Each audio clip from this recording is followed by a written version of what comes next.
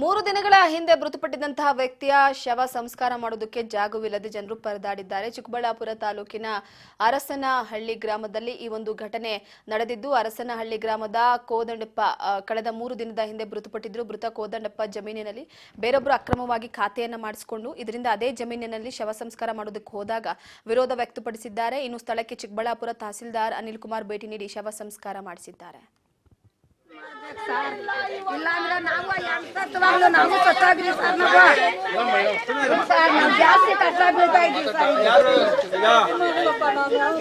ಅಮ್ಮ ಕೂತ್ಕೊಳ್ಳಿ. ಈಗ ನೀವು 10 ಕರೆದು ಇದು ಮಾಡಿದ್ರೆ ನಿಮ್ಗೆ ನಿಮ್ ಜಮೀನಲ್ಲಿ ಉಳಕ್ಕೆ ಸಾಧ್ಯ ಇಲ್ಲ. ಅದು ಕೋರ್ಟಲ್ ಇದೆ, ಅದು ಬಿಟ್ಕೊಳ್ಳಿ, ಅವ್ರೇನಾದ್ರು ಮಾಡ್ಕೊಳ್ಳಿ. ಈಗ ಇದ್ರದ್ದು ಅಷ್ಟೇ, ಇಲ್ಲಿ ಸಮಸ್ಯೆ ಇಷ್ಟೇ. ಅಮಾಯಕರು ಹೆಣ್ಣು ಮಕ್ಳವ್ರು ಅಂತ ಹೇಳ್ಬಿಟ್ಟು ಇವ್ರು 3 ಎಕರೆ 39 ಗುಂಟೆಯನ್ನು ಸೇರಿ ಅದ್ರ ಪೈಕಿ ಇವ್ನು 39 ಗುಂಟೆ ಆಗಿರೋದು.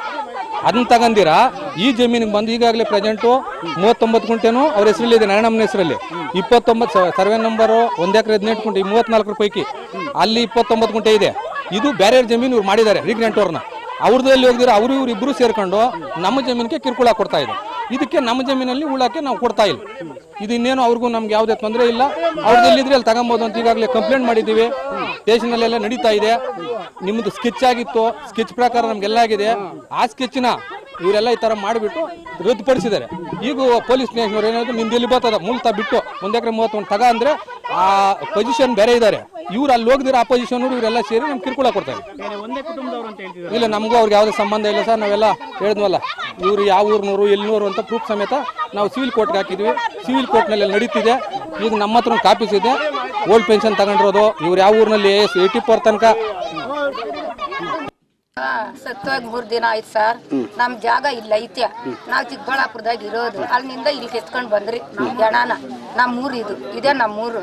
ಜಮೀನ್ ಇಲ್ಲೇ ಇರೋದು. ಮನೆ ಇತ್ತು, ದಬ್ಬಾಕವ್ರೆ, ಇವಾಗ ಇಲ್ಲ ಏನ್ ಸರ್. ಅದ್ರ ಬಂದು ಉಣಾಕ್ ಬಂದ್ರೆ ನಿಮ್ದಲ್ಲ ಜಾಗ ಇದು, ನಮ್ಮದು. ಉಣ್ಬೇಡ್ರಿ, ಉಣಾಕ್ ನಾವು ಬಿಡಲ್ಲ.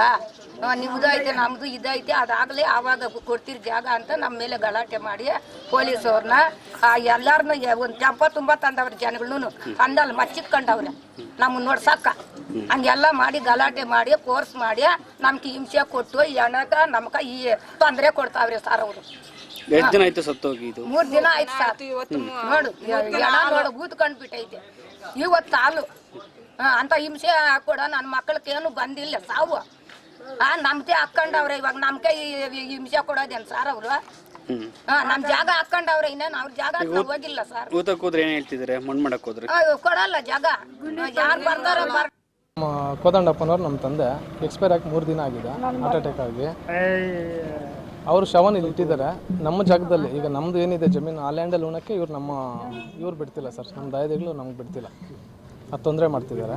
ತಹಸೀಲ್ದಾರರು ಬಂದು ಅದು ಡಿಸ್ಪ್ಯೂಟ್ ಇದೆ, ಸೊ ಹಂಗಾಗಿ ನೀವು ಸರ್ಕಾರಿ ಜಾಗದಲ್ಲಿ ಇದು ಮಾಡ್ಕೊಳ್ಳಿ, ಕಾರ್ಯ ಮಾಡ್ಕೊಳ್ಳಿ ಅಂತ ಹೇಳ್ಬಿಟ್ಟು ಹೋಗ್ತಿದ್ದಾರೆ.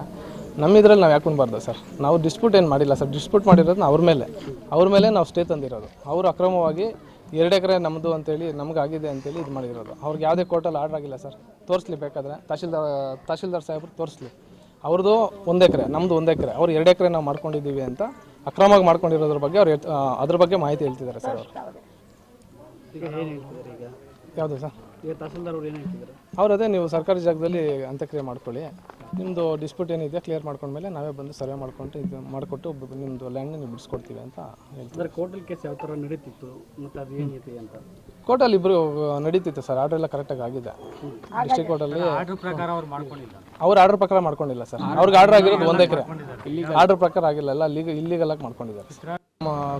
ಈ ಇವರು ಏನು ಶವ ಸಂಸ್ಕಾರ ಮಾಡಬೇಕು ಅಂತ ಇದ್ದಾರೋ ಅದು ಮೂಲತಃ ಇನಾಮ್ ಲ್ಯಾಂಡ್ ಆಗಿರುತ್ತೆ, ಏನಂದರೆ ಇನಾಮ್ ಜಮೀನು. ಅದು ಅಣ್ಣ ತಮ್ಮಂದಿರಿಗೆ ಮಂಜೂರಾಗಿರುತ್ತೆ. ಅವ್ರ ಮಧ್ಯೆ ವಿವಾದ ಇದೆ. ಹಾಗಾಗಿ ಇದು ಕೋರ್ಟಲ್ಲಿ ನಡೀತಾ ಇರುತ್ತೆ. ಕೋರ್ಟಲ್ಲಿ ನಡೀತಾ ಇರೋದ್ರಿಂದ ಈಗ ನಾವು ಅಳತೆ ಮಾಡಿ ಅದ್ಬಸ್ಟ್ ಮಾಡೋದಕ್ಕೆ ಬರಲ್ಲ. ಈಗ ಇವ್ರದ್ದು ಪಾರ್ಟಿಷನ್ ಸೂಟ್ ಹಾಕ್ಕೊಂಡಿರೋದ್ರಿಂದ ಈಗ ಒಂದು ಇಂಜೆಕ್ಷನ್ನು ಇದೆ ಅದರಲ್ಲಿ.